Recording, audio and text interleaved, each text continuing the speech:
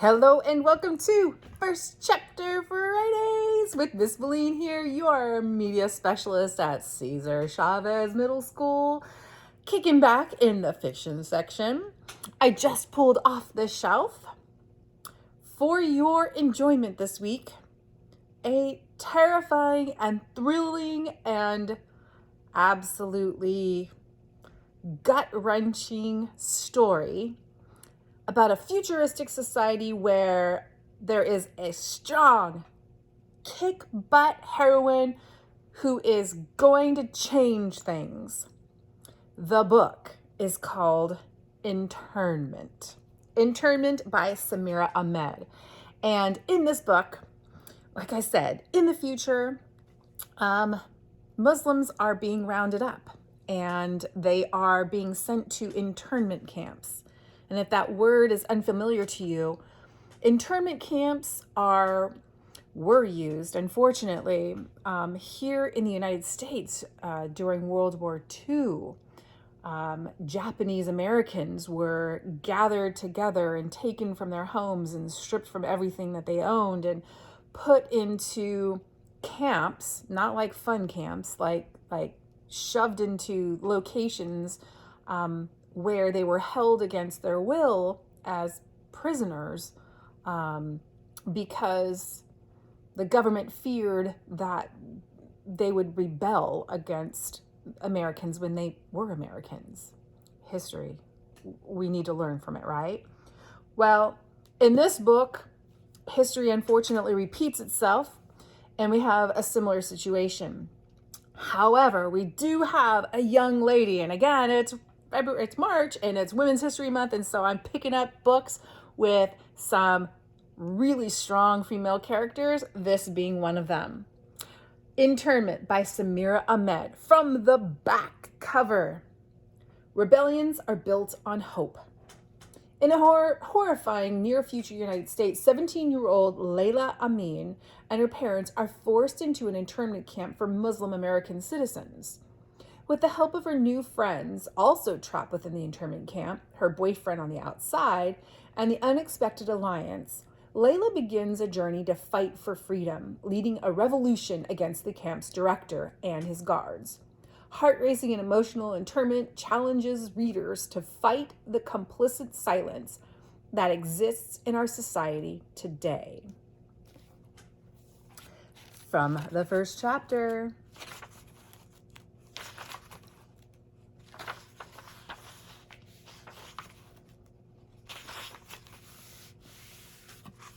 I strain to listen for boots on the pavement, stomping, marching, but there's nothing.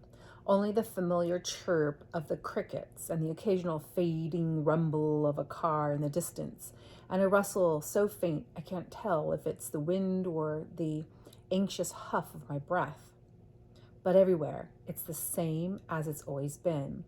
The perfectly manicured lawn of Center Square, the gazebo's twinkling fairy lights, the yellow beams from the porch lamps at every door. In the distance, I see a funnel of smoke rising into the air. Most of the town is at the book burning, so I should be safe, or at least safer. I don't measure time by the old calendar anymore. I don't look at the date. There's only then and now. There's only what we once were, and what we have become. 2.5 years since the election. 2 years since the Nazis marched on DC. 8 months since the Muslim ban. 1 year since the answers on the census landed us on the registry. 9 months since the first book banning. 6 months since the exclusion laws were enacted. 5 months since the Attorney General argued that Korematsu versus the United States established precedent for relocation of citizens during times of war. 3 months since they started firing Muslims from public sector jobs.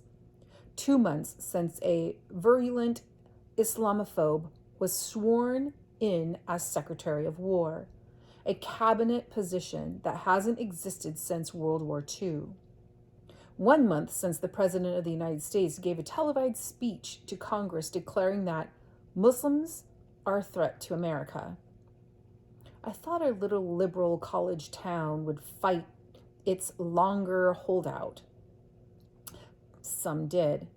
But you'd be surprised how quickly armed military personnel and pepper spray shut down the well-meaning protests of liberals in town, in small, leafy towns. They're still happening, the protest-turned riots, even though the mainstream media won't cover them.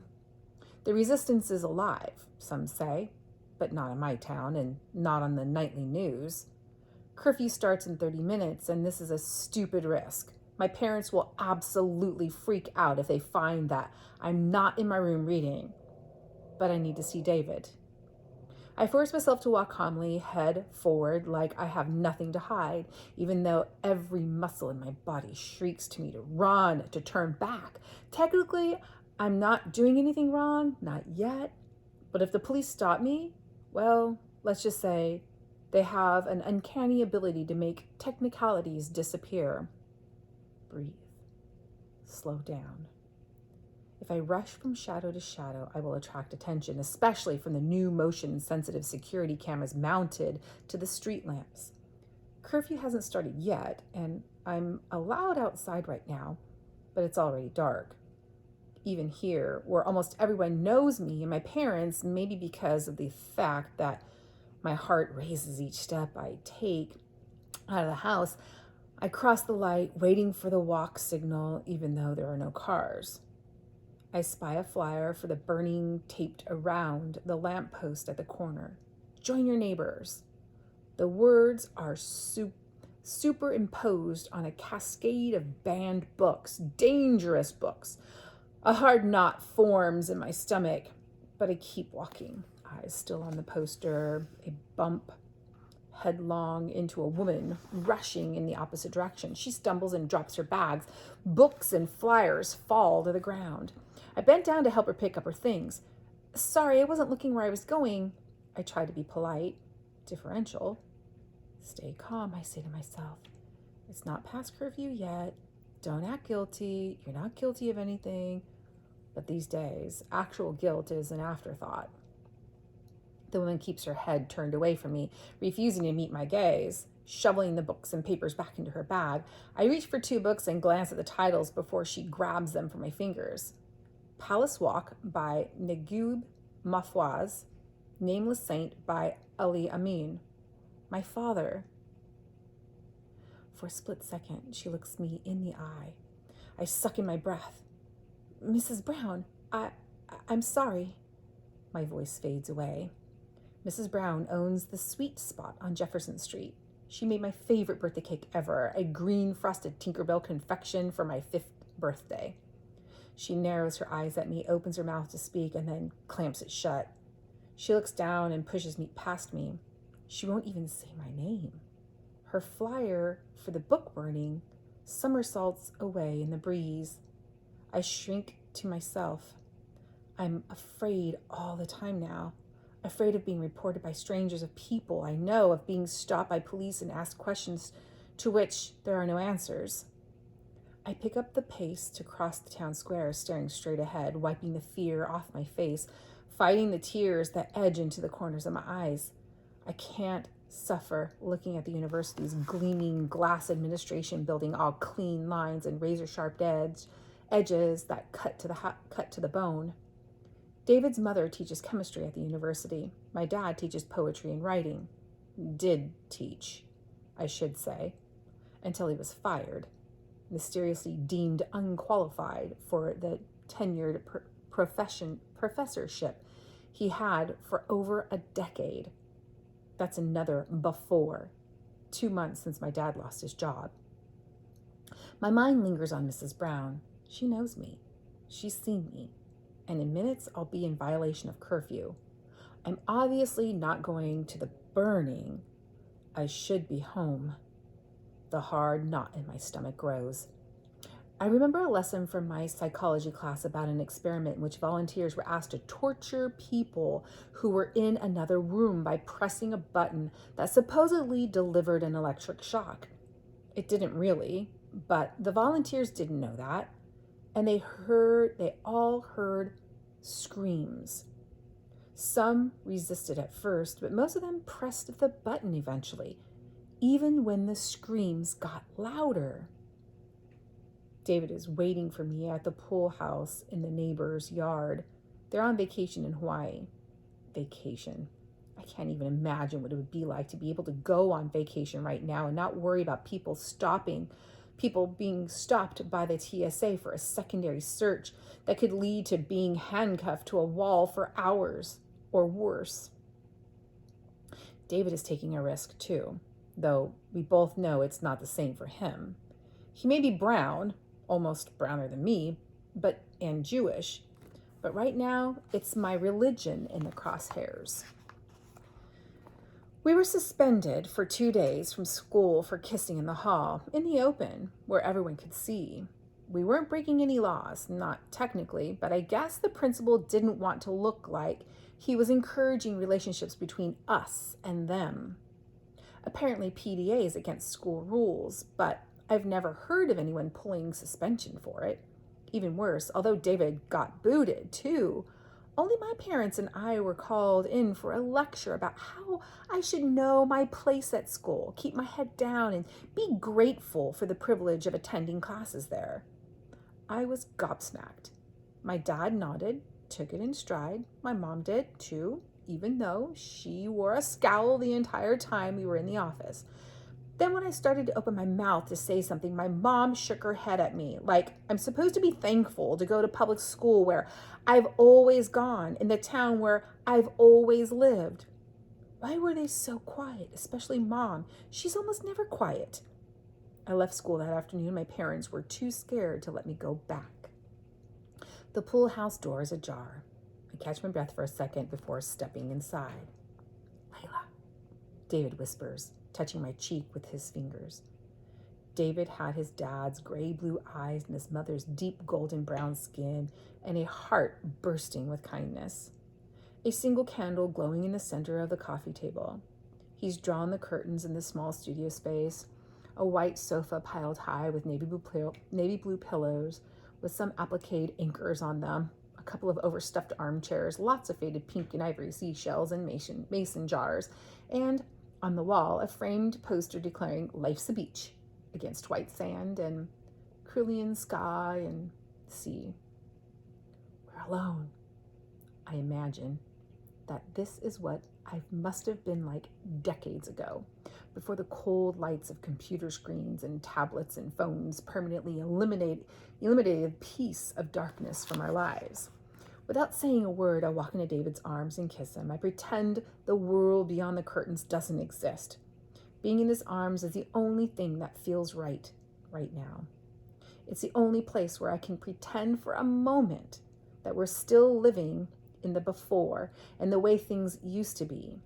I pretend that David and I are making plans for summer and we'll play tennis some mornings and we'll go to movies. I pretend that I'll be graduating in a few months and going to college like my friends. I pretend that David and I will exchange school hoodies. I pretend that high school relationships last into college. Most of all, I pretend that this magic hour is the beginning of something, not the end. We sink to the sofa. While we kiss, he runs his fingertips along my collarbone.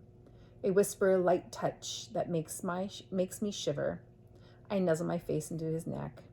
David always smells like a nose-tickling combination of floral laundry detergent his mom buys and a minty soap he uses. I know his mom still does his laundry. She babies him. I tease him about it, about how in college all his white clothes will come out pink because he won't remember to separate his wash. I sigh. I brush my cheek against his, feeling the odd patch of uneven boy's stubble. We hold each other, and I hold each other. It would be a perfect moment to freeze in time and make into a little diorama that could inhabit for the eternity, but I can't. I rest my chin on David's chest. I wish I could stay here forever. Is there a magic portal that will transport us to some other dimension? A Time Lord, maybe? Should have stolen the TARDIS when I had the chance. my dad badgers us into watching Doctor Who, starting with the old school episodes, and we got hooked. Since then, we've had an on and off binge watching spree.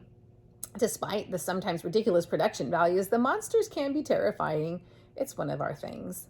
I give David a small smile. He can always make me laugh, but humor stabs him. I miss dumb banter. I miss laughter, and that doesn't make me feel guilty. I miss laughter that is simple joy.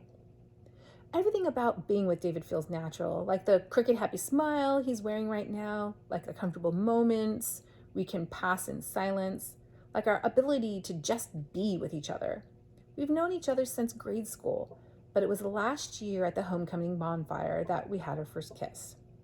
David sat next to me and took my hand, intertwining his fingers with mine. It felt like waking up to a perfect sunrise. Around us, everyone was drinking and rowdily mock singing the school fight song and making out, but all we did was sit there holding hands. And as the crowd started to thin in the shadows of the dying embers, I turned to David and looked. And when I wiped a bit of white ash from his forehead, he brought his hand to his lips and kissed my fingertips. I reached up and kissed him, my heart pulsing in every cell of my body. Looking back now, I think I gravitated toward David because, like me, he was different. His dad's family is Ashkenazi, and on his mom's side are Jewish refugees from Yemen. Maybe politics and borders were supposed to keep us apart, but David and I built a safe space, a nest where our differences brought us together. I look into David's eyes and squeeze his hand. We both know that I have to go, that this evening can't last. Without a word, we stand up from the couch. I zip my hoodie. David wraps his arms around my waist and peppers my face with gentle kisses. My heart thrums in my ears. I could live in this moment forever. Let time fade away until we wake up on the other side of this madness. I wish we had more time, David says. I know he means he wants us to have more time together tonight. I can't help but take his word at meaning something more.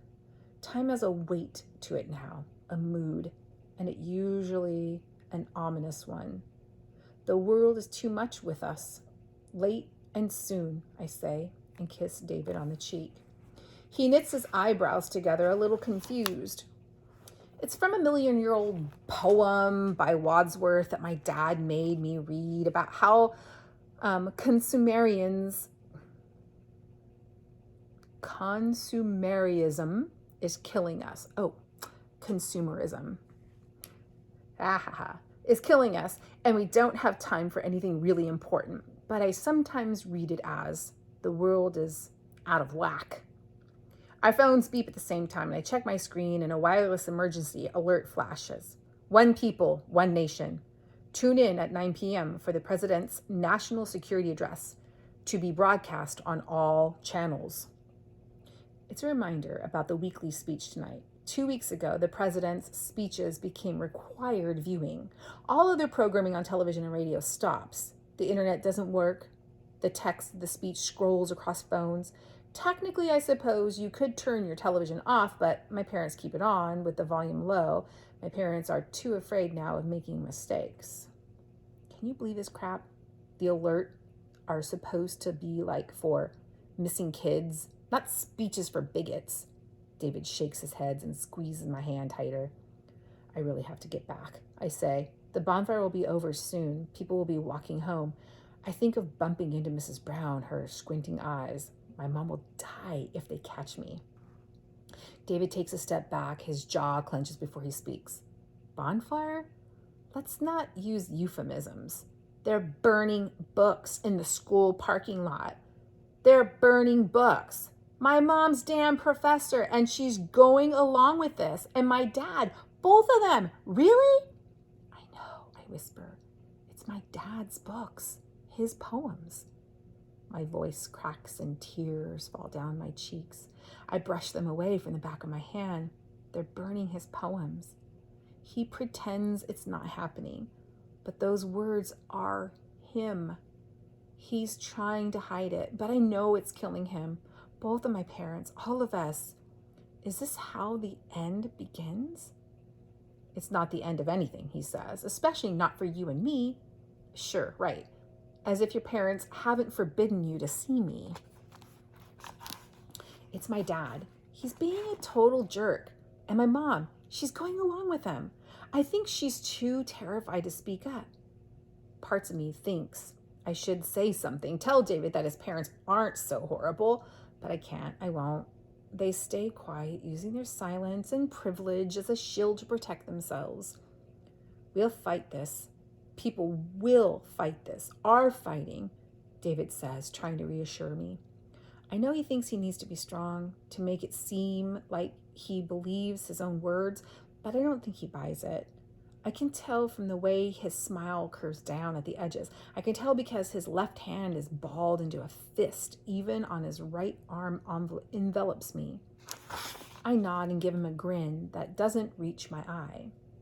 We accept the lies we tell each other and ourselves, I suppose.